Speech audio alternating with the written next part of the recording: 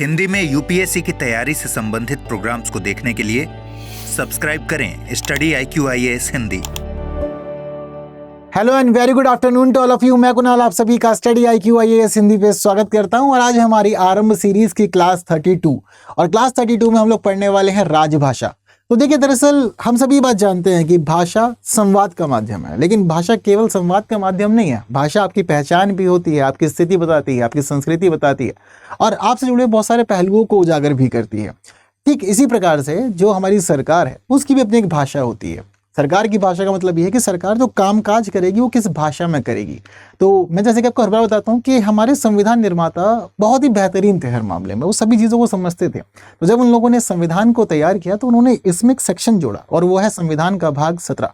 संविधान के भाग 17 को जोड़ते हुए इन्होंने ये प्रावधान किया कि देखिए, अब किस प्रकार से हमारी सरकारें किस भाषा को अडॉप्ट करेंगी, किस भाषा में काम करेंगी, हमारी न्यायपालिका की भाषा कहाँ क्या होगी, वो सारी बातें इन्होंने बताई। तो आइए बढ़ते हैं आगे और आज की क्लास में आगे बढ़ते हो समझते जानते हैं कि हमारा संविधान क्या क्या बताता है हमारी सरकार और हमारे कोर्ट्स की भाषाओं के बारे में और बाकी चीज़ों के बारे में। तो राजभाषा, आइए पढ़ते हैं इसको अच्छे से आज की क्लास में और सभी चीज़ों को उसकी डिस्कस करते हैं। तो शुरुआत करते हैं संविधान के अनुच्छेद 343 से, क्योंकि पिछली क्लास में आप लोग को मैंने 342 तक का पढ़ा दिया था। तो अब अनुच्छेद 343 हम लोग को यहाँ पर देखना है। तो अनुच्छेद 343 भाग 17 राजभाषा, इसका अध्याय 1 संघ की भाषा। हालांकि इसमें भी आप लोग को ना और अध्याय भी देखने को मिलेंगे। जब कभी भी कोई भी भाग अलग अलग हिस्सों में बटा होता है तो भाग को जिन हिस्सों में बांटा जाता है उनको अध्याय कहा जाता है। आपको मैंने बहुत समय पहले ही बता दिया।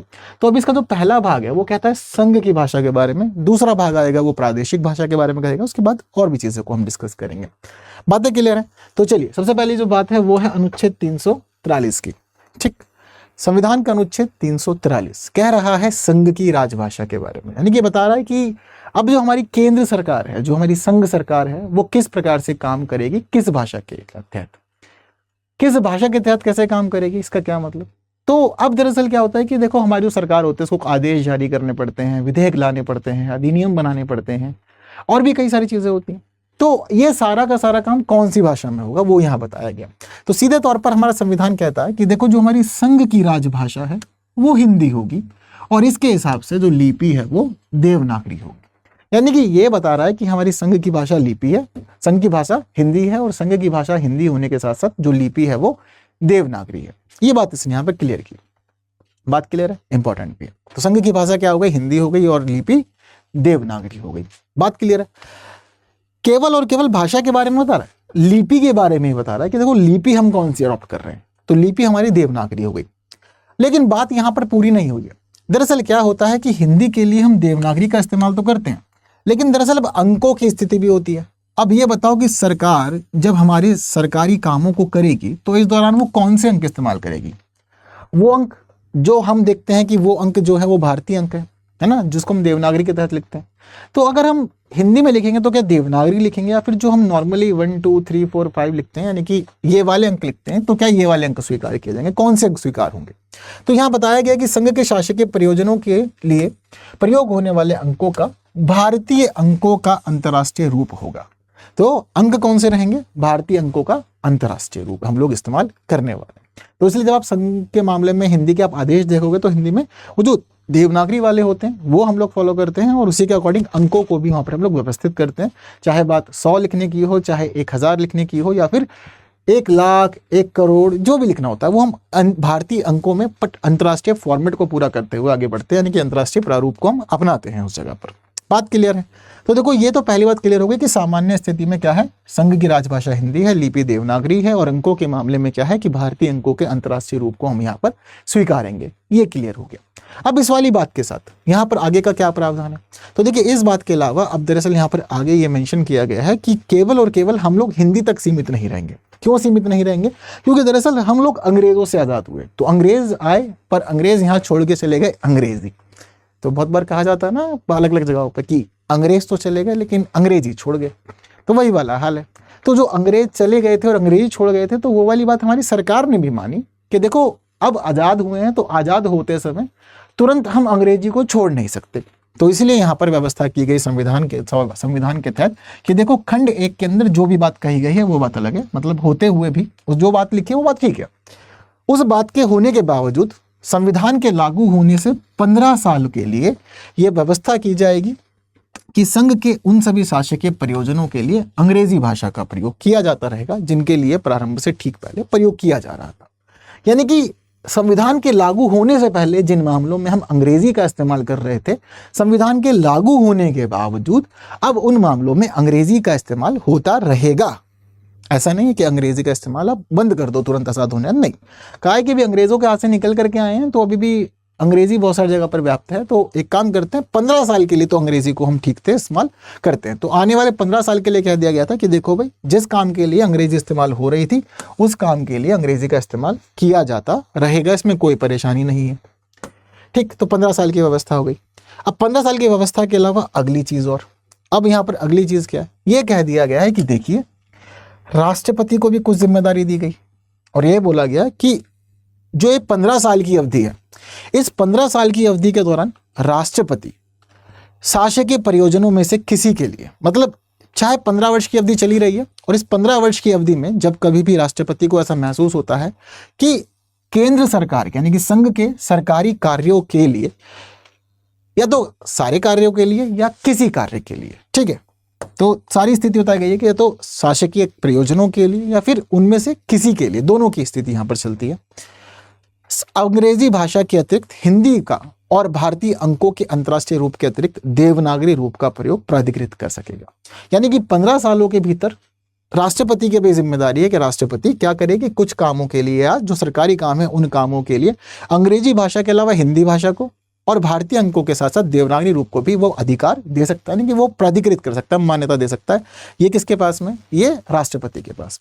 तो कुछ कार्यों के लिए या कुछ कार्यों के मामलों में या विशेष कार्यों के मामले में प्रावधान भी है कि ठीक है, आप ये भी कर सकते हो कि शासकीय कार्य यानी कि जो आदेश आप जारी करोगे उस आदेश को जारी करके आप बता सकते हो कि सरकार के जो शासकीय कार्य हैं उनमें से किसी के लिए आप अंग्रेजी के अलावा हिंदी का भी इस्तेमाल करोगे। ये किसके लिए किया गया, ये दूसरे वाले के लिए किया गया। देखो सीधे तौर पर जो पहला भाग है इसका, यानी ये जो 1 नंबर है, इसमें हमने ये तो बता दिया कि हमारी सरकार जो है वो सरकार किस में काम करेगी, सरकार हमारी हिंदी में काम करेगी, यानी कि उसकी राजभाषा हिंदी और लिपि देवनागरी है। अंक बता दिए, फिर ये कह दिया कि 15 साल के लिए अंग्रेजी का इस्तेमाल किया जाएगा और ये भी कह दिया गया क्लियरली कि जिन मामलों में अंग्रेजी जारी थी पहले से उन मामलों में अंग्रेजी को कंटिन्यू करेंगे। तो जिन मामलों में पहले से अंग्रेजी चल रही थी उन मामलों में जब हम अंग्रेजी को ही कंटिन्यू करेंगे तो उसके लिए इन्होंने अब ये वाला भाग जोड़ा है कि ऐसे कार्यों के मामले में अब राष्ट्रपति आदेश जारी करके ये कह सकते हैं कि अंग्रेजी के अलावा हिंदी का इस्तेमाल कर लो और अंतर्राष्ट्रीय अंकों के अतिरिक्त आप यहाँ पर देवनागरी का इस्तेमाल भी कर लो। मतलब अंग्रेजी के साथ साथ हिंदी का इस्तेमाल करने की बोल रहे हैं जहां पहले से अंग्रेजी का इस्तेमाल जारी था। क्लियर है बात ये वाली, ठीक। अब इसके अलावा इसमें तीसरा भाग भी है और तीसरा भाग ये कहता है कि देखो हमने ये कहा है कि ये जो मामला है अंग्रेजी का ये 15 साल के लिए रहेगा। अंग्रेजी तो 15 साल के लिए थी, हिंदी के लिए देखो समय अवधि नहीं है, अंग्रेजी वाले प्रावधान में समय अवधि भी जोड़ी गई है। अब अंग्रेजी के प्रावधान में समय अवधि जोड़ी गई है तो उसका क्या अर्थ है, इसका सीधे तौर पर यह अर्थ कहा गया कि देखो 15 साल तक के लिए तो ठीक है, हमने इसको निश्चित किया, लेकिन यह कह दिया गया बाद में कि मान लो कि 15 साल के बाद भी आपको ऐसा लगता है कि अंग्रेजी भाषा का इस्तेमाल अभी भी करना है या फिर अंगों के देवनागरी रूप का इस्तेमाल अभी भी करना है, अभी भी ये चीज जारी रखनी है, तो इस पूरे मामले के लिए आप कानून बना सकते हो और कानून बनाकर ये सारी व्यवस्था कर सकते हो कि 15 साल के बाद भी हम इसको एक्सटेंड कर रहे हैं। और ऐसा हुआ भी, केवल और केवल बात ये तो नहीं थी कि 1950 में हमने संविधान को लागू किया है तो वहां से 15 साल मान करके हम केवल इसको 64 तक रखेंगे। तो इसके बाद क्या हुआ कि चीजें आगे बढ़ती चली गई और आज तक हम ये देखते हैं कि सरकारी कामों के अंदर अंग्रेजी का भी इस्तेमाल हो रहा है और हिंदी का भी इस्तेमाल हो रहा है। हमारी सरकार इसी तो काम कर रही है ना, तो इसलिए इन्होंने कहा था कि 15 साल का बढ़ा सकते हो और सरकार इसको ऐसे ही बढ़ाती चली गई। बात क्लियर है। तो ये है संविधान का अनुच्छेद 343। 343 आते हैं, बात करते हैं संविधान के अनुच्छेद 344 की। तो 344 किसके बारे में कह रहा है, राजभाषा के संबंध में आयोग और संसद की समिति। तो अब दरअसल ये कहा गया कि देखो भाषा तो क्लियर हो गई, पर भाषा के मामले में ये कहा गया कि आयोग भी बनाया जाएगा और संसद में एक समिति बनाई जाएगी। तो कैसे बनाई जाएगी, तो देखो ये दारोमदार सौंपा गया राष्ट्रपति के पास। अब देखो भाषा का मामला ना भारत में बड़ा ही जटिल है क्योंकि भारत के अंदर बहुत सारी भाषाएं देखी जाती है और आज के समय में भारत की कितनी आधिकारिक भाषाएं हैं, 22 आधिकारिक भाषाएं संविधान की 8वीं अनुसूची में। तो अब दरअसल ये भाषा का मामला जटिल है, शुरुआत से पता था, तो इसलिए अनुच्छेद 344 जोड़ा गया और 344 जोड़ करके ये बोल दिया गया कि देखो राष्ट्रपति की जिम्मेदारी है कि संविधान के लागू होने से 5 वर्ष खत्म होने पर, यानी कि संविधान लागू होके 5 वर्ष हो जाए, ठीक है, और उसके बाद ऐसे प्रारंभ से 10 वर्ष की समाप्ति पर, यानी कि संविधान के लागू होने के 10 वर्ष के बाद। अब राष्ट्रपति की जिम्मेदारी है कि राष्ट्रपति एक आदेश जारी करे, आदेश जारी करके एक आयोग का गठन करे, और जिस आयोग का वो गठन करे उस आयोग में एक अध्यक्ष लेकर के आए, और साथ ही संविधान की 8वीं अनुसूची के हिसाब से उसके अंदर बाकी सदस्य आएंगे जो अलग अलग भाषाओं का प्रतिनिधित्व करेंगे। यानी कि आज का साहब क्या कहता है कि एक अध्यक्ष प्लस में 22 भाषाओं से जुड़े हुए सदस्य। तो कहा गया कि भाई राष्ट्रपति आदेश जारी करके आयोग बनाएगा जिसमें एक अध्यक्ष होगा और बाकी भाषाओं से जुड़े हुए अन्य सदस्य होंगे। तो इन सभी से मिलकर के आयोग बनेगा और इनकी नियुक्ति राष्ट्रपति करेगा। और इतना ही नहीं, इसके अलावा यह भी बताया जाएगा कि इस आदेश के तहत आयोग जिस प्रक्रिया को अपनाएगा उस प्रक्रिया के लिए भी प्रावधान किया जाएगा कि आयोग की आगे क्या प्रक्रिया रहने वाली है काम करने की।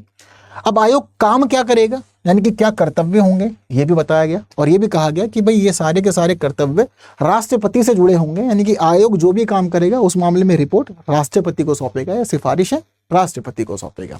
ठीक है, तो क्या क्या काम करना होगा इस आयोग को। अब ये जो आयोग बनाया है एक अध्यक्ष और 8वीं अनुसूची की भाषा के हिसाब से सदस्यों को मिलाकर, तो देखिए दरअसल अब यहाँ पर चीजें शामिल की गई। इसमें पहला ये है कि भाई संघ के शासकीय प्रयोजनों के लिए हिंदी भाषा के आधिकारिक प्रयोग के मामले में। ठीक है, अल्टीमेटली लास्ट में क्या याद रखना है, लास्ट में आपको इतना याद रखना है कि देखो इन सभी चीजों में सिफारिश करनी है इसको, यानी कि आयोग को सिफारिश करने का काम दिया गया। तो संघ के शासकीय प्रयोजनों के लिए हिंदी भाषा के आधिकारिक प्रयोग के लिए, यानी कि अब ये जो आयोग है ये आयोग इसलिए बनाया जाएगा कि इसका पहला काम रहेगा कि ये राष्ट्रपति को ये समझाए कि किस किस प्रकार से केंद्र सरकार के कामों में ज्यादा से ज्यादा हिंदी का इस्तेमाल किया जा सकता। तो हिंदी का ज्यादा से ज्यादा इस्तेमाल करने के लिए ये आयोग सिफारिश करेगा। दूसरी खास बात, संघ के सभी या किन्हीं शासकीय प्रयोजनों के लिए अंग्रेजी भाषा के प्रयोग पर निर्बंधन। तो जहां एक तरफ पहले में हम ये कह रहे हैं कि हिंदी भाषा के ज्यादा से ज्यादा उपयोग की सिफारिश करेगा, दूसरे में ये कहा गया है कि अंग्रेजी भाषा को सीमित करने के लिए ये सिफारिशें करेगा कि कहां कहां से अंग्रेजी को हटा सकते हैं और उस जगह पर हिंदी के हिसाब से हम सारा काम आगे बढ़ा सकते हैं। तीसरा भाग इसमें यह कह रहा है, यानी कि ग, इसका यह कहना है कि अब दरअसल ये जो सारे के सारे काम हो रहे हैं ये सारे के सारे कामों के लिए, यानी कि अनुच्छेद 348 में उल्लिखित सभी या किन्हीं प्रयोजनों के लिए प्रयोग की जाने वाली भाषा। तो अनुच्छेद 348 में अब जो जो काम आएंगे, अभी आएंगे जब पढ़ेंगे तो काम पता लगेंगे कि क्या क्या है उसमें। तो अनुच्छेद 348 में जो भी काम आ रहे हैं, आदेश जारी करना, विधेयक लाना, बाकी काम करना, इस तरह की चीजें उसके अंदर। तो ये कहा गया है कि अब उन सभी कामों के लिए कौन सी भाषा प्रयोग की जाए, उस भाषा के मामले में राष्ट्रपति को सिफारिश करना कि देखो राष्ट्रपति साहब इस काम के लिए अब इस तरह की भाषा से या इस भाषा से काम कर लेना ठीक रहेगा। इसके अलावा अब अंकों की बात भी चल रही है कि भाई कौन से अंक को रूप को स्वीकार किया जाए, देवनागरी, भारतीय, अंतर्राष्ट्रीय। तो अब उस मामले में भी सिफारिश करना कि अंकों का रूप भारत में क्या रहे। ठीक है, और ये कैसे, संघ के किसी एक या फिर अधिक कार्यों के लिए, यानी कि किसी एक काम में या फिर अधिक कामों में किस तरह से अंकों का इस्तेमाल करना है वो वाली सिफारिशें करना। इसके अलावा संघ की राजभाषा और संघ और किसी राज्य के बीच या फिर एक राज्य से दूसरे राज्य के बीच, मतलब सभी राज्य और केंद्र सरकार आपस में क्या करते हैं, पत्र व्यवहार करते हैं। और जो पत्र व्यवहार किया जाता है उस पत्र व्यवहार की एक भाषा होती है। अगर मान लो कि केंद्र सरकार और राज्य के बीच में पत्र व्यवहार हुआ, यानी कि सेंटर टू स्टेट हुआ, एक केंद्र तो है ही हमारे पास में एक राज्य के साथ में, या फिर ये मान लो कि अब केंद्र का जो पत्र व्यवहार है कई राज्यों के साथ हुआ है, या फिर राज्यों का पत्र व्यवहार किसी एक राज्य का या कई राज्यों का कुछ राज्यों के साथ पत्र व्यवहार हुआ, तो इस पूरे मामले में अब कौन सी भाषा रहे। तो इस भाषा के मामले में आयोग सिफारिश करेगा कि भाई यहां पर किस भाषा के तहत ये पत्र व्यवहार करेंगे, हम हिंदी को अपनाएं, अंग्रेजी को अपनाएं, क्या अपनाएं आपस में व्यवहार करने के लिए। तो सरकार राज्यों के साथ में और राज्य आपस में भी भाई व्यवहार तो करेंगे, बातचीत तो करनी पड़ेगी।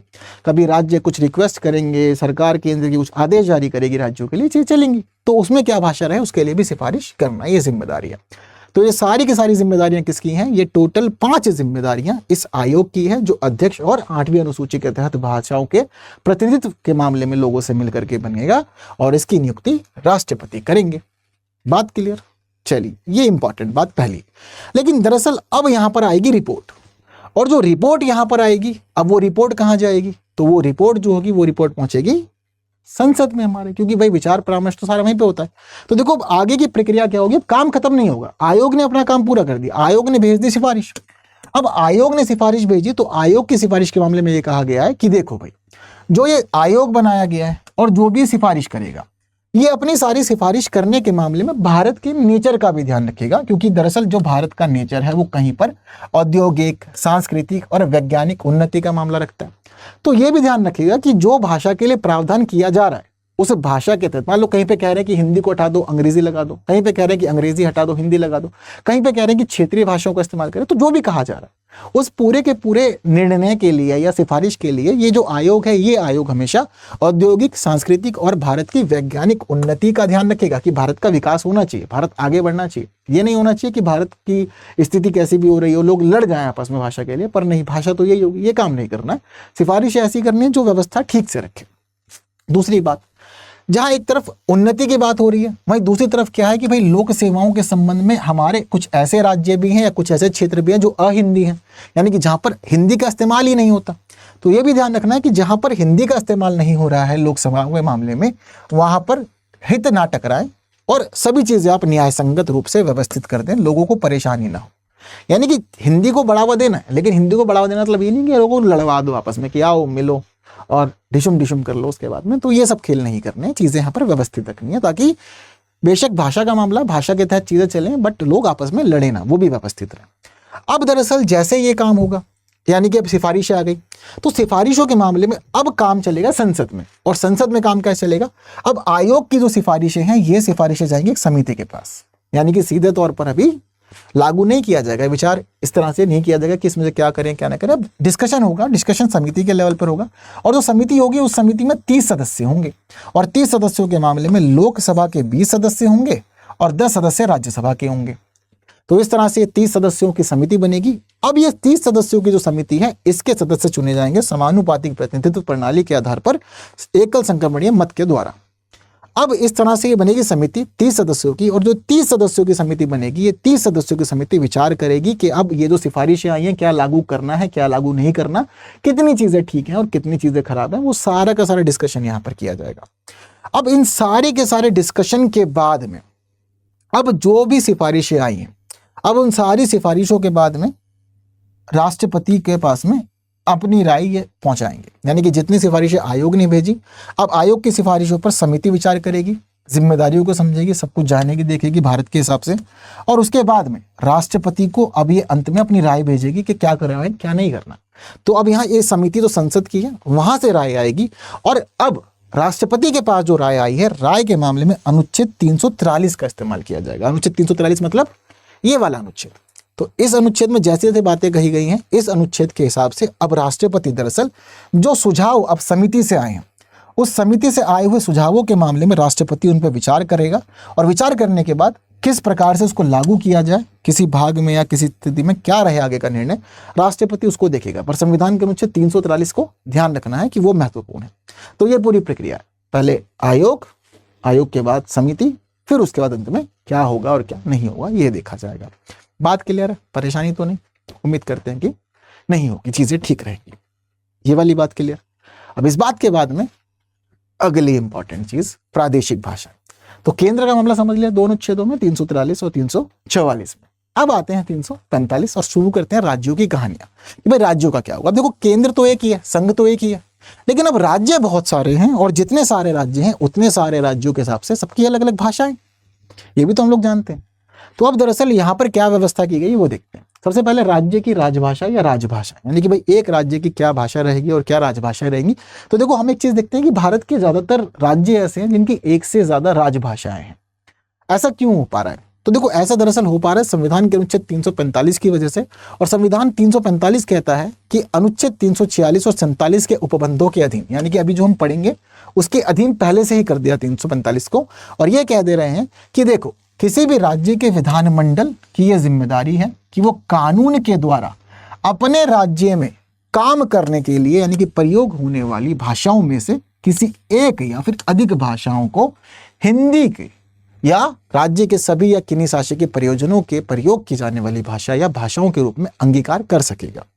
ठीक है, तो अब जिम्मेदारी क्या है कि आपके राज्य में जो भाषा इस्तेमाल हो रही है उसमें से आप भाषाओं को चुन सकते हो। एक भाषा भी चुन सकते हो, ज़्यादा भी चुन सकते हो। अगर हिंदी प्रयोग होती है तो आप हिंदी को भी चुन सकते हो। यानी कि अब आपको यहाँ पर डिक्लेयर करनी है अपने लिए एक राजभाषा कि आपके राज्य के लिए अपनी भाषा क्या होगी। तो राज्य के लिए जो भाषा होगी वो कुछ भी हो सकती है, हिंदी हो सकती है, उर्दू हो सकती है, जो भी आपको ठीक लगे वो आप घोषित कर सकते हो। यानी कि राज्य की जिम्मेदारी है कि वो राज्य में प्रयोग होने वाली किसी भी भाषाओं के मामले में किसी एक भाषा को या एक से ज्यादा भाषा को राजभाषा घोषित कर सकता है, ये उसको अधिकार है। अच्छा चलो मान लो कि किसी राज्य ने राजभाषा घोषित ही नहीं करी, अभी हम आजाद हुए हैं, आजाद होने के बाद अब काम करना, तो काम कैसे किया जाएगा? अभी तो राजभाषा नहीं घोषित हुई। तो अभी जब राजभाषा घोषित नहीं हुई है तो ऐसे मामले में नियम यह है कि जब तक विधानमंडल उपबंध ना कर ले राजभाषा के लिए, तब तक राज्य के अंदर जितने भी सरकारी काम होंगे वो सारे अंग्रेजी भाषा में होंगे। यानी कि राज्यों को अपने काम अंग्रेजी भाषा में करने पड़ेंगे अगर उन्होंने भाषा डिसाइड नहीं की है उस स्थिति में। और जैसे संविधान के प्रारंभ से पहले काम चलता था वैसे ही चलता रहेगा। अगर भाषा डिसाइड कर लेंगे तो अपनी राजभाषा में काम करेंगे। तो एक भाषा भी हो सकती है, ज्यादा भी हो सकती है, इसका प्रावधान यहाँ पर कर दिया गया। मतलब चूज करनी पड़ेगी, उपबंध करना पड़ेगा कानून बना करके कि कौन सी भाषा आप राजभाषा के रूप में स्वीकारते हैं। जैसे सबका अलग अलग है, किसी राज्य की राजभाषा तमिल है, किसी की कन्नड़ है, किसी की तेलुगु है। उत्तर प्रदेश, बिहार जैसे हमारे राज्य जो है इनकी हिंदी भी है, ये भी हम देखते हैं। ठीक, तो इनकी अपनी मर्जी राज्य की वो क्या स्वीकारते हैं। और कई राज्यों की स्थिति कैसे, एक से ज्यादा भी स्वीकारी हुई। तो आपके राज्य की राजभाषा कौन सी है, जरा कमेंट वमेंट करना, देखते हैं कहाँ कहाँ तक मामला पहुंचता है। इसके अलावा अनुच्छेद 346 पे आ जाते हैं। अब देखो अनुच्छेद 346 क्या कह रहा है, वही बात कह रहा है जो केंद्र के मामले में थी कि केंद्र सरकार को अगर राज्यों से बात करनी है या फिर राज्यों को आपस में बात करनी है, क्या रहेगा इस मामले में। तो यहां पर भी ये बताया गया है कि भाई मान लो किसी राज्य को अगर केंद्र सरकार से बात करनी है या राज्यों को आपस में बातचीत करनी है, तो इस दौरान पत्र व्यवहार के लिए क्या भाषा इस्तेमाल की जाएगी भाई।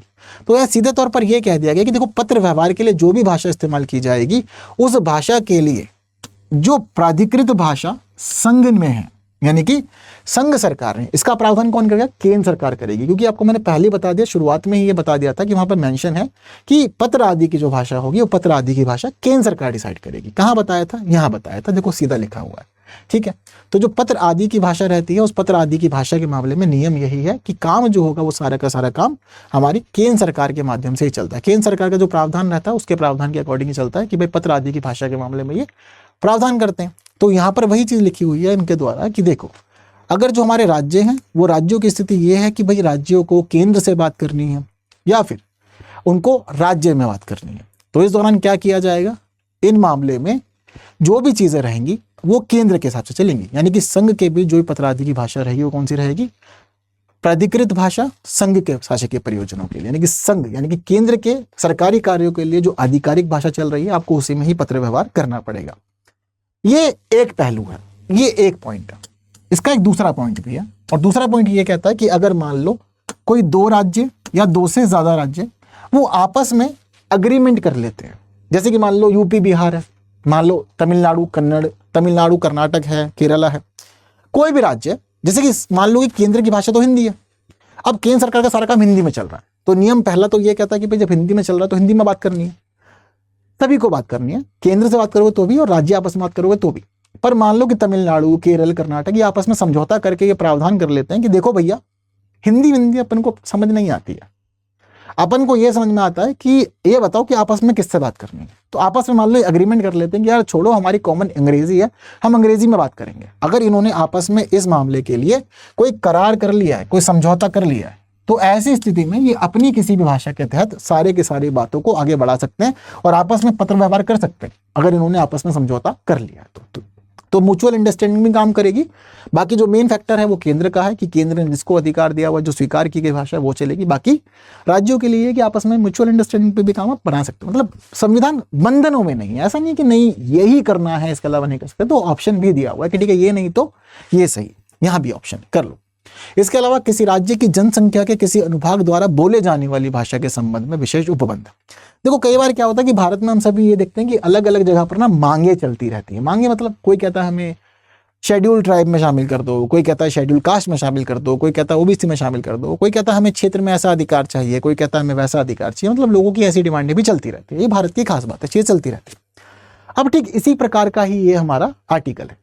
अब यहाँ पर मान लो कि किसी क्षेत्र के मामले में मांग की जा रही है कोई इंसान या कोई समूह ये मांग कर रहा है कि इस भाषा को आधिकारिक दर्जा दो जी। अब मांग तो हो रही है, पर मांग के बाद मामला जाएगा राष्ट्रपति के पास में। अगर राष्ट्रपति को ऐसा महसूस होता है कि मांग तो बिल्कुल ठीक है भाई, लोग बात तो बिल्कुल सही कह रहे हैं, तो राष्ट्रपति को ऐसा महसूस होने की स्थिति में जहां पर राज्य की जनसंख्या का पर्याप्त भाग रहता है, यानी कि या तो हो सकता है कि पूरे राज्य के लिए कर दो, या फिर राज्य के जिस क्षेत्र में वो भाषा बोली जाती है उस भाषा के लिए आप उस भाषा को, यानी कि उस क्षेत्र के लिए आप उस भाषा को मान्यता दे सकते हो। तो भाषा को राज्य के द्वारा मान्यता दी जाए, राष्ट्रपति ऐसा आदेश देगा और राष्ट्रपति ऐसा आदेश देने के बाद सारे के सारे काम आगे बढ़वा देगा।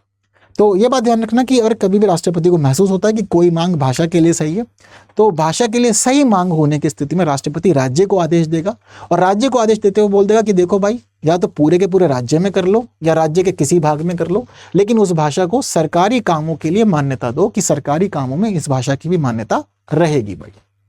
तो किसी व्यक्ति की मांग, मतलब किसी समुदाय की भाषा ऐसी है भाई जिसको नहीं जगह मिल रही है, नहीं इस्तेमाल किया है, तो इस तरह से भी उसके पास ऑप्शन है कि वो अपनी भाषा के लिए मांगे रख सकता है। सरकार उसको इस प्रकार से स्वीकार लेगी अगर राष्ट्रपति चीजों को ठीक मानता है, तो ये कंडीशन है यहाँ पर, ठीक है। तो किसी को ये नहीं सोचना है कि हमारी भाषा तो नहीं आधिकारिक है या हमारी भाषा को दर्जा नहीं मिला हुआ है, महत्व नहीं है। ऑप्शन पूरा पूरा है भैया यहाँ पर भी कि ठीक है, आप राष्ट्रपति से बातचीत करो, समाधान मिलेगा, हर चीज का समाधान मिलेगा, ठीक है।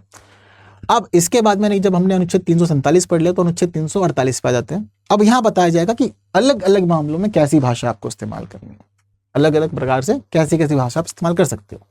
जैसे कि सुप्रीम कोर्ट की भाषा क्या होगी, हाई कोर्ट की भाषा क्या होगी, इसके अलावा हमारी सरकार जो अधिनियम लेके आ रही है, विधेयक लेके आ रही है या फिर बाकी और काम कर रही है, उस मामले में क्या भाषा रहेगी, यहाँ बताया गया। लेकिन यहाँ जो भी बातें बताई गई उसमें कहा गया है कि पूर्वगामी उपबंधों में किसी बात के होते हुए भी, यानी कि जो पिछली बातें हो गई वो तो हो गई, अब पिछली बातों के होने के बावजूद कुछ जगह पर क्या अलग चलेगा या क्या अलग चल सकता है, उस मामले में प्रावधान यहां पर है। और यहां पर प्रावधान कैसे होंगे, विधि के द्वारा। यानी कि अगर मान लो कि किसी पर्टिकुलर क्षेत्र के मामले में अगर संसद ने कानून बना के कोई प्रावधान नहीं किया है, तो उस स्थिति के तहत काम कैसे होगा, क्योंकि संविधान तो भी नया नया बना है ना। हम लोग ये क्यों सोचते हैं, जैसे कि मान लो हम आज पढ़ रहे हैं, आज हम 2025 में, तो आज 2025 में पढ़ते हैं तो हम ऐसा पढ़ते हैं कि हमें सब कुछ क्लियर है, किसकी क्या भाषा है, क्या होनी चाहिए, कैसा होना चाहिए। लेकिन दरअसल ये संविधान दो परिस्थितियों को संबोधित कर रहा है। ये संविधान उस परिस्थिति को भी संबोधित कर रहा है जो परिस्थिति हमारे संविधान लागू होते के समय थी, और यही संविधान आज की चीजों को भी संबोधित कर रहा है। तो संविधान बहुत डायनेमिक है। हमारे संविधान निर्माता बड़े बेहतरीन लोग रहे, उन्होंने दोनों परिस्थितियों के साथ संविधान तैयार किया। तो यहाँ पर इन्होंने उन बातों को भी शामिल किया है कि मान लो अगर उपबंध ही नहीं किया है, कानून ही नहीं बना है, तो क्या होगा। तो इसलिए पहली लाइन कही गई है कि बाकी पिछली बातों के होने के बावजूद अगर संसद कानून बनाकर कुछ मामलों में प्रावधान नहीं करती है तो कैसे काम होगा, क्योंकि काम तो करना है, देश को भी तो आगे लेके जाना है ना, चीजें तो रोक नहीं सकते। ऐसा तो नहीं सुप्रीम कोर्ट बैठा रहेगा, हाई कोर्ट बैठा रहेगा, सरकार अधिनियम के लिए बैठी रहेगी कि यार अभी तो कानून बना ही नहीं है, छोड़ो, जब बनेगा तब से काम करना शुरू करें, यार छुट्टी, ऐसा नहीं हो सकता है ना। तो यहां पर क्या बताया कि देखो, अगर संविधान के मामले में जो भी चीजें हैं वो ये कहती हैं कि संसद ने कानून नहीं बनाया, तो ऐसी स्थिति में हमारा जो सुप्रीम कोर्ट है और जो हमारा हाई कोर्ट है, तो सुप्रीम कोर्ट और हाई कोर्ट अपने सारे के सारे काम अंग्रेजी में करेंगे। ये इन्होंने क्लियरली मेंशन किया है शुरुआत में कि सुप्रीम कोर्ट और हाई कोर्ट का जो भी काम रहेगा वो सारा का सारा काम अंग्रेजी में होगा। इसके अलावा अब इन्होंने ये कहा कि संसद के प्रत्येक सदन या किसी राज्य के विधानमंडल के सदन, यानी कि बात चाहे केंद्र की हो या बात चाहे राज्य की हो, सभी के लिए कह दिया गया कि देखो, आप अपने यहां पर जो भी विधेयक लेकर के आओगे या फिर आप उन विधेयकों के मामले में जो भी संशोधन लेकर के आओगे, जो भी विधेयक लेके आओगे, आज विधेयकों के मामले में जो भी संशोधन लेके आओगे, विधेयक और संशोधन चाहे केंद्र के स्तर पर आ रहा है चाहे राज्य के स्तर पर आ रहा है, वो बात भी उन्होंने क्लियर कर दी। तो विधेयक है या संशोधन है, चाहे केंद्र पे है या राज्य के मामले में, ये बात ध्यान रखना कि उनका जो प्राधिकृत पाठ है वो अंग्रेजी भाषा में होगा। यानी कि जो एक ऑफिशियल उसका पाठ लेकर के आओगे, यानी जो ऑफिशियल कॉपी उसकी बनेगी, वो ऑफिशियल कॉपी अंग्रेजी में आनी चाहिए। ये बात आपको ध्यान रखनी है। तो इसलिए ऑफिशियल कॉपी अंग्रेजी में आती है, ये उन्होंने यहाँ प्रावधान किया हुआ है।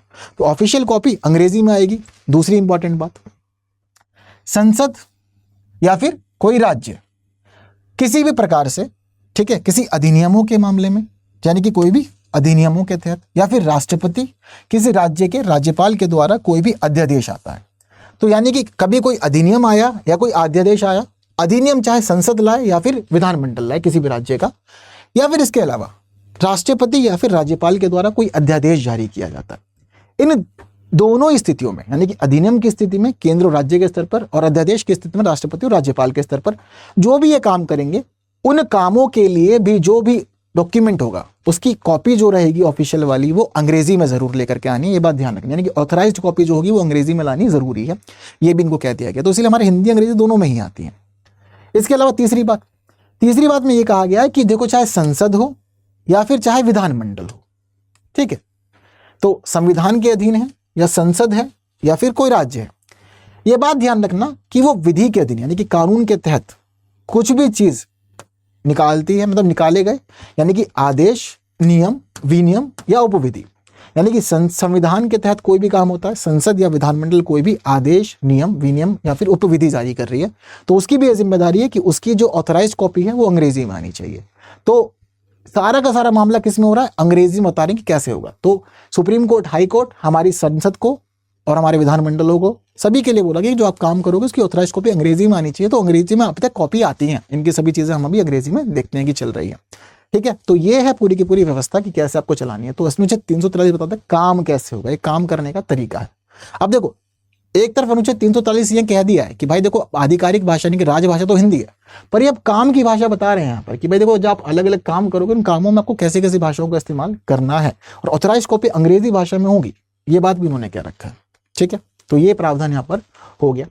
इसके अलावा अब यहाँ पर आगे क्या कहा गया, अब आगे ये भी कहा गया है कि वैसे तो संविधान में कहा गया है कि भाई चीजें ठीक है, और ये बात ध्यान रखना कि जो पिछली बातें वो क्यों है, ये इसलिए है क्योंकि संसद जब तक विधि से उपबंध ना कर ले, संसद जब तक कानून ना बना दे तब तक के लिए बात है। कानून बन जाएगा तब तो जो कानून में लिखा है वही होगा, अंग्रेजी स्वीकारो, भोजपुरी स्वीकारो, ब्रज स्वीकारो, डोंगरी स्वीकारो, जो मन करे वो स्वीकार सकते हो कानून बनने के बाद में, कानून वो कह रहा है। लेकिन कानून नहीं बना है तो उस स्थिति में ये वाला प्रावधान किया गया कि कानून ना होने तक आपको ये सब कुछ करना ही करना पड़ेगा। इसके अलावा अब इसका दूसरा भाग भी है, और दूसरा भाग में क्या कहा गया है, इसमें यह कहा गया है कि देखो, आपने इसके खंड 1 में जो भी पढ़ा वो बातें ठीक है, यानी कि उन बातों के बावजूद अगर कभी भी किसी भी राज्य के राज्यपाल को ऐसा लगता है कि हाई कोर्ट की काम, यानी कि जो हाई कोर्ट उसके राज्य का है, हाई कोर्ट के काम हिंदी भाषा में या फिर उस राज्य की किसी और भाषा में होने चाहिए, यानी कि राज्यों को अधिकार दे रहे हैं और राज्य को कह रहे हैं कि राज्यपाल को ऐसा लगता है कि उस राज्य के हाई कोर्ट के काम किसी और भाषा में या हिंदी भाषा में होने चाहिए, तो राष्ट्रपति से पूर्व सहमति लेकर के आप इस मामले में अधिकार यानी कि आदेश जारी करा सकते हैं, और आदेश जारी हो जाएगा तो आपको अधिकार मिल जाएगा कि आप उस भाषा का प्रयोग कर लोगे जो भाषा आपके यहाँ चलन में।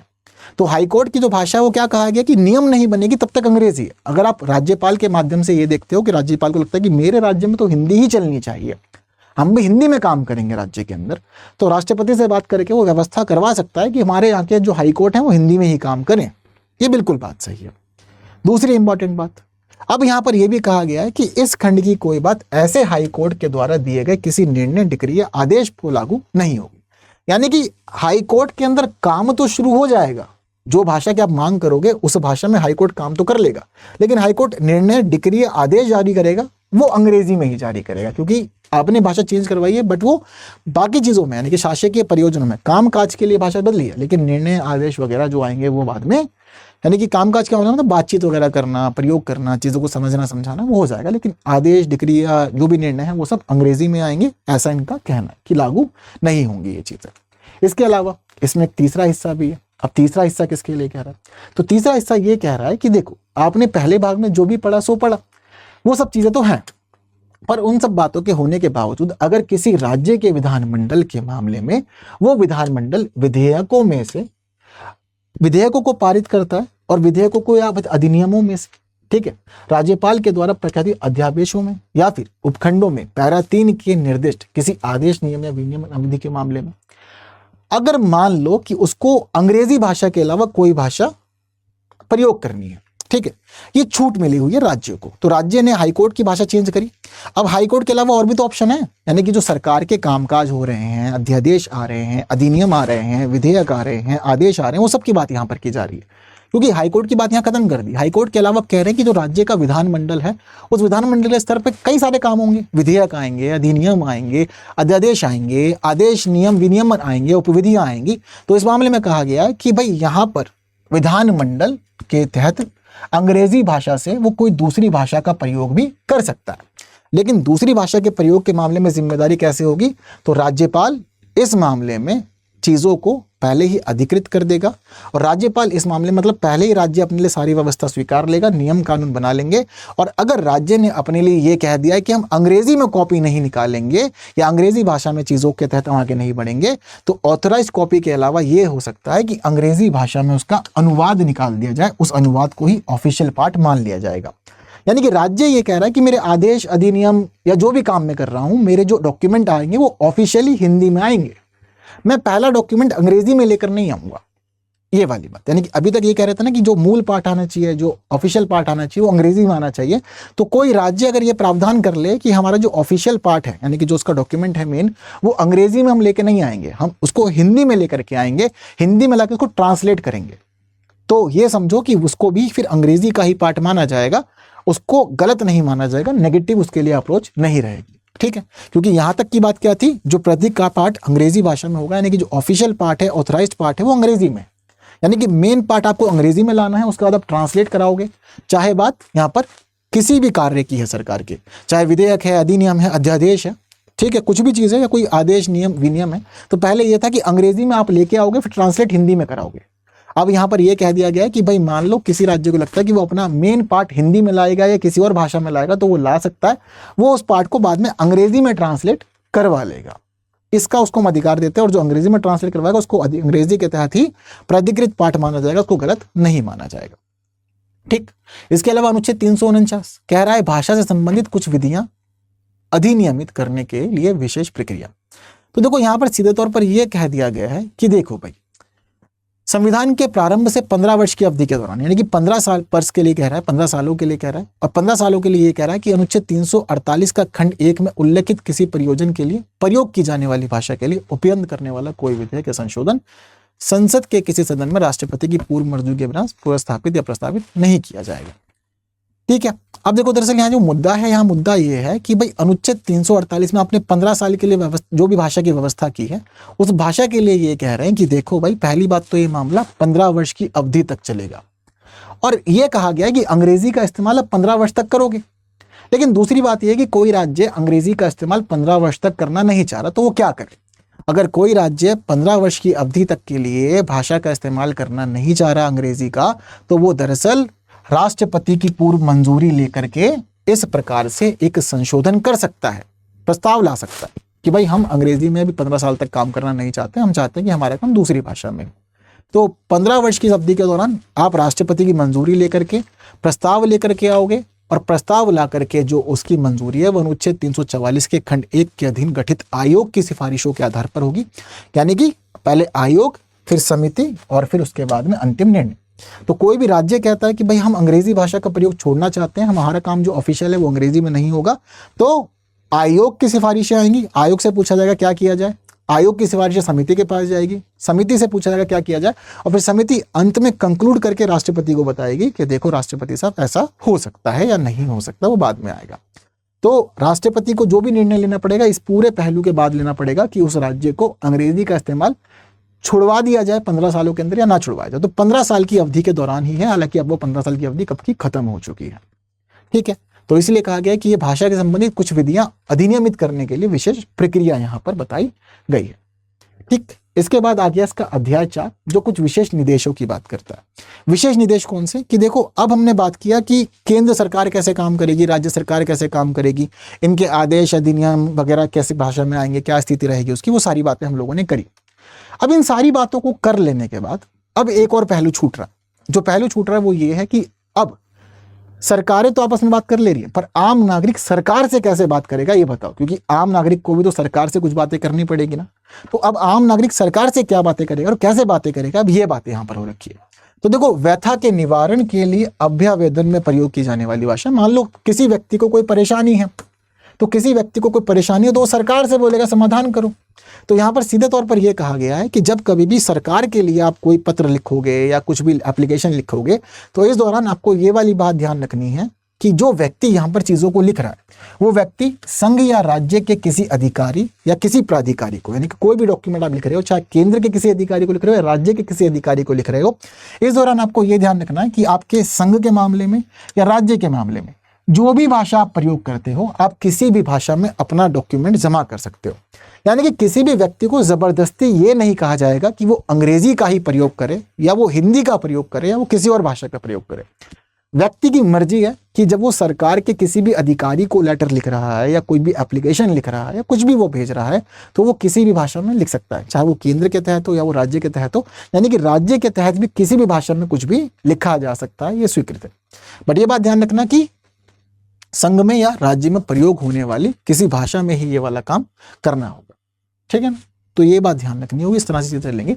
इसका मतलब ये भी है कि आप किसी विदेशी भाषा को लेकर नहीं आ सकते। ऐसा नहीं है कि फ्रेंच में लिख दो, जर्मनी में लिख दो, इटालियन में लिख दो, रशियन में लिख दो, नहीं। इसीलिए कहा गया है कि संघ या राज्य में, यानी कि केंद्र के स्तर पर या राज्य के स्तर पर जो भाषाएं प्रयोग हो रही हैं, उन प्रयोग होने वाली भाषाओं में से किसी एक भाषा को आप चुन सकते हैं अपनी बातें सरकार से करने के लिए। ठीक, क्लियर है इतनी बात। अब इसके अलावा अनुच्छेद 350 का अब ये क्या कह रहा है, ये कह रहा है प्राथमिक स्तर पर मातृभाषा में शिक्षा की सुविधा। तो वैसे तो ये जो मामला है ये कहा गया है कि हर राज्य को और राज्य के भीतर सभी स्थानीय प्राधिकारी भाषाई अल्पसंख्यक वर्गों के बालकों के लिए, तो मेनली जो प्रावधान है वो किसके लिए, ये भाषाई अल्पसंख्यक वर्गों के मामलों में प्रावधान किया गया है कि भाई देखो आपके यहाँ पर जो भाषाई अल्पसंख्यक वर्ग के बालक हैं उनकी जो शिक्षा है, जो प्राथमिक शिक्षा का स्तर है वो मातृभाषा में होनी चाहिए। यानी कि इस राज्य की जिम्मेदारी है कि अल्पसंख्यकों को परेशान नहीं करना, जो भाषा के मामले में अल्पसंख्यक रह गए हैं, कम भाषा बोलने वाले रह गए हैं, तो उनको लिए आप व्यवस्था कीजिए कि वो अपनी प्राथमिक शिक्षा जो है वो मातृभाषा में ही कंप्लीट करें। ये सुविधा आपको करनी है।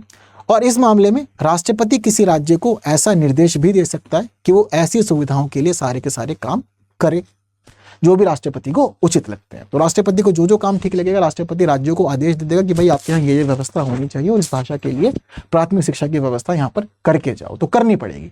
चाहे उस भाषा के लिए एक बच्चा पढ़ने वाला हो या 2 बच्चे पढ़ने वाले हो और उनके लिए कोई एक पर्टिकुलर टीचर चाहिए हो, तो वो टीचर अपॉइंट किया जाएगा इस काम को संभालने के लिए, क्योंकि प्राथमिक स्तर की बात हो रही है और ये जरूरी स्तर है, अनिवार्य शिक्षा का मामला। ठीक है, तो इंपॉर्टेंट चीज है कि भाई ठीक है मातृभाषा में शिक्षा दी जाए कि खासतौर पे भाषाई अल्पसंख्यक वर्गों के बच्चों के लिए ये प्रावधान है। और केवल बात यहीं तक ही नहीं है, भाषाई अल्पसंख्यक वर्गों के मामले में एक विशेष अधिकारी की नियुक्ति भी करने का प्रावधान किया गया। तो ये जिम्मेदारी राष्ट्रपति की है कि देखो राष्ट्रपति एक व्यक्ति को भाषाई अल्पसंख्यक वर्गों के लिए नियुक्त कर सकता है, यानी कि उसको जिम्मेदारी यही है कि वो भाषाई अल्पसंख्यक वर्गों के लिए चीजों को सोचे समझो प्रावधान करे। दूसरी बात, अब जो भी अधिकारी यहाँ पर नियुक्त किया जा रहा है उस अधिकारी की यह जिम्मेदारी होगी, यानी कि कर्तव्य होगा कि वो संविधान के अधीन रहते हुए भाषाई अल्पसंख्यक वर्गों के लिए रक्षा के उपाय करे कि कैसे भाषाई अल्पसंख्यक लोगों की रक्षा की जाएगी, जिस भी भाषा का मामला चल रहा है कैसे रक्षा की जाएगी और इस मामले में क्या प्रावधान किए जा सकते हैं, क्या चीजें रहेंगी, उन चीजों में ये सिफारिश करेगा। तो सिफारिश कहाँ जाएगी, सिफारिशें भेजेगा राष्ट्रपति को और फिर राष्ट्रपति की यह जिम्मेदारी है कि राष्ट्रपति उन सिफारिशों को संसद के प्रत्येक सदन में रखेगा और फिर संसद जो है वो संसद इस मामले में डिस्कशन करेगी और डिस्कशन करने के साथ साथ क्या होगा कि राज्यों की सरकारों को भी ये भेजे जाएंगे, तो संसद में भी रखे जाएंगे, राज्यों के लिए भी रखे जाएंगे। यानी कि जो भी सिफारिशें करेगा ये अधिकारी भाषाई अल्पसंख्यकों की रक्षा के लिए, उनको बढ़ावा देने के लिए, उनकी चीज़ों को मजबूत करने के लिए, तो वो सारी बातें राष्ट्रपति के पास जाएंगी। राष्ट्रपति उसको केंद्र में हमारी संसद में और हमारे फिर विधानमंडलों में भेजेगा कि देखो भाई ये रिपोर्ट आई है और इस प्रकार से आपको ये व्यवस्था क्या करनी है, कैसी करनी है, उस पर सोच लो एक बार। ये रिपोर्टें हमारे पास, बातें क्लियर है। तो भाषा के लिए एक अलग से अधिकारी होगा 350 ख के हिसाब से। इसके अलावा 351 हिंदी भाषा के विकास के लिए निर्देश। तो अब देखो दरअसल ये जो महत्वपूर्ण बात है इसमें ये कहा गया है कि अब केंद्र सरकार की जिम्मेदारी है कि वो हिंदी भाषा के प्रयोग को बढ़ावा देने के लिए काम करेगी।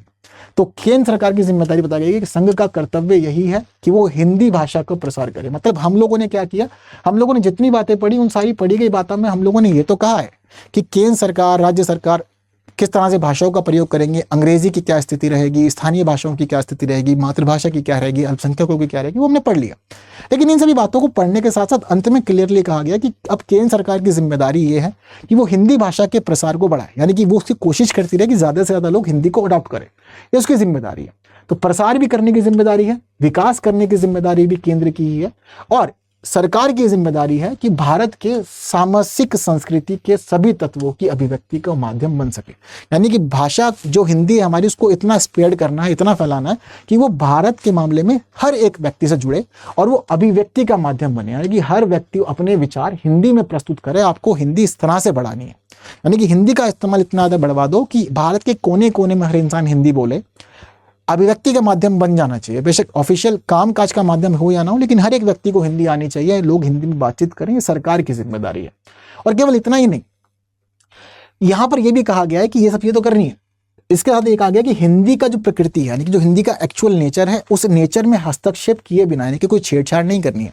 छेड़छाड़ किए बिना हिंदुस्तानी में और 8वीं अनुसूची में जो भाषाएं हैं, उन भाषाओं से रूप, शैली और पदों को अडॉप्ट करना है। यानी कि हिंदी को आप इस तरह से डेवलप करो कि हिंदी में सारी भाषाओं के तत्व देखने को मिले। और खास तौर पे जो शब्दकोश है, यानी कि जो डिक्शनरी आप अडॉप्ट करेंगे, वो डिक्शनरी कहा गया है कि आप शब्दों को संस्कृत से ले सकते हैं और संस्कृत के अलावा भारत की और भाषाओं से भी ले सकते हैं। यानी कि हिंदी का विकास करना है, जैसे भी कर सकते हो। यानी कि एक तो पहली बात तो ये कि हिंदी का प्रसार करना है, सब लोगों तक पहुंचाओ। साथ साथ कहा गया कि हिंदी का विकास करो, यानी कि हिंदी भाषा को और अच्छा करो और हिंदी को करो समावेशी। यानी कि हिंदी में सारी भाषाओं के तत्व देखने को मिले, रूप देखने को मिले, शैली देखने को मिले, हर भाषा के तत्व मौजूद हो। हिंदी को इस तरह से तैयार करना है। और जो हिंदी के लिए आप शब्दों को अडॉप्ट करेंगे तो शुरुआती तौर पर मेनली आप संस्कृत से कर सकते हैं, लेकिन संस्कृत के अलावा और भाषाओं से भी आप हिंदी के लिए शब्दों को अडॉप्ट कर सकते हैं और उन शब्दों को सामान्य बना सकते हैं हिंदी के लिए। तो ये भी प्रावधान किया गया, यानी कि सरकार जैसे भी समझे हिंदी का प्रसार करे, विकास करे, सब लोगों तक पहुंचाए, हिंदी को जन जन की भाषा बनाए। और हिंदी को जन जन की भाषा बनाने के साथ साथ हिंदी के लिए ये भी स्थिति कर दे कि हिंदी को अब यहाँ पे आगे और अच्छा स्तर देना है, अलग अलग भाषाओं से जोड़ना है और इसका शब्दकोश बढ़ाना है। ये सारी जिम्मेदारियां भी केंद्र सरकार की। तो केंद्र सरकार को एक दायित्व दिया गया कि उसको ये काम करना होगा। बात क्लियर है? बढ़िया। तो इसी के साथ हमारा आज राजभाषा का पार्ट भी पूरा हो गया। संविधान का अनुच्छेद, संविधान का भाग 17 हम लोगों ने अच्छे समझ लिया। तो ये सारी इंपॉर्टेंट बातें हमारी राजभाषाओं की जो आपको ध्यान रखनी है। और बहुत सारे क्वेश्चन बनते हैं यहाँ से। कैसे क्वेश्चन बनते हैं पता है? ये सारे क्वेश्चन बनते हैं, देखो। तो ये वो क्वेश्चन है जो बनाए जाते हैं फिलहाल यहाँ पर। तो ये बातें आप लोग को ध्यान रखनी है, ठीक है। और इनके अलावा आपको ये भी ध्यान रखना है कि मेंस के क्वेश्चन भी पूछे जाते हैं, तो मेंस के क्वेश्चन भी तैयार करना जरूरी है। तो एटलीस्ट 1 या 2 क्वेश्चन मेंस के जरूर बना के रखिएगा आप लोग। मेंस के क्वेश्चंस के साथ साथ एक खास बात ये भी आप लोग को ध्यान रखनी है कि देखो, अगर आप लोग द हिंदू न्यूज़पेपर एनालिसिस चाहते हैं हिंदी में, तो जुड़ सकते हैं हमारे साथ 9 बजे, जहां हम लोग न्यूज़ एनालिसिस के साथ एडिटोरियल डिस्कशन भी किया करते हैं, जो कि आप लोग के लिए काफ़ी ज़्यादा अच्छा रहता है एग्जामिनेशन के लिए। बहुत इंपॉर्टेंट न्यूज़ हम लोग कवर करते हैं, तो जुड़िएगा जरूर। इसके अलावा एक खास बात ये है कि अगर आप लोग स्टडी IQ का कोई भी बैच लेना चाहते हैं, तो स्टडी IQ का कोई भी आप बैच ले सकते हैं। और बैच लेने के लिए आप लोग ज्वाइन कर सकते हैं KL लाइव कोड से। तो KL लाइव कोड का आप यहाँ पर यूज कर सकते हैं। KL लाइव कोड जब आप यूज करेंगे तो KL लाइव कोड यूज करने के बाद आपको मिल जाएगा स्टडी IQ के किसी भी कोर्स पर बेस्ट डिस्काउंट। और बेस्ट डिस्काउंट जो रहता है वो काफी ज्यादा रहता है। जैसे कोर्सेज पर 7,000 का डिस्काउंट आप लोग को मिल जाता है। चाहे 2026 का बैच ज्वाइन करें, 27 का ज्वाइन करें, 28 का ज्वाइन करें, बैच की खास बात ये होती है वो डिस्काउंट मिलेगा। खास बात इसके अलावा आपकी 1000 से अधिक घंटे की कक्षाएं भी कवर हो जाएंगी। इसके अलावा आप लोगों को 1-to-1 मेंटरशिप भी मिलती है। आप लोगों को यहाँ पर सुविधा मिलती है, स्टडी मटेरियल की, टेस्ट सीरीज की सुविधा मिलती है। और इन क्लासेस में आपका पूरा सिलेबस कवर होता है, करंट अफेयर्स भी आपको पढ़ाया जाता है, CSET भी पढ़ाया जाता है और साथ साथ आपके आंसर राइटिंग प्रैक्टिस भी कराई जाती है। इन सारे पहलुओं के साथ साथ एक खास चीज़ ये है कि 11,000 का cash prize top test performer को मिलता है। और साथ ही जो भी व्यक्ति प्रीलिम्स क्लियर करता है उसकी पूरी फीस रिफंड हो जाती है, जो बेहतरीन फीचर्स है आप लोग के लिए। और हर एक स्टूडेंट चाहता है कि हाँ ये सारी सुविधाएं उसको जरूर मिले। तो एनरोल कीजिए आज ही KL लाइव कोड से। ये KL लाइव कोड आपको दिला सकता है बेस्ट डिस्काउंट। और इसके साथ ही आप लोग जुड़ सकते हैं मेरे साथ टेलीग्राम, इंस्टाग्राम, फेसबुक और सभी प्लेटफॉर्म पर। इस QR कोड को स्कैन कर सकते हैं आप लोग हमारे साथ टेलीग्राम चैनल पर जुड़ने के लिए, जहां आप लोगों को PDFs प्रोवाइड की जाती है। और सर्च भी कर सकते हैं उसको कुणाल कोटिया से। तो आज की क्लास में इतना ही। जितनी इंपॉर्टेंट बातें हम लोग को करनी थी वो सारा डिस्कशन हम लोगों ने बहुत अच्छे से किया। मैं उम्मीद करता हूँ कि आपको सारी बातें अच्छे से क्लियर हुई होंगी।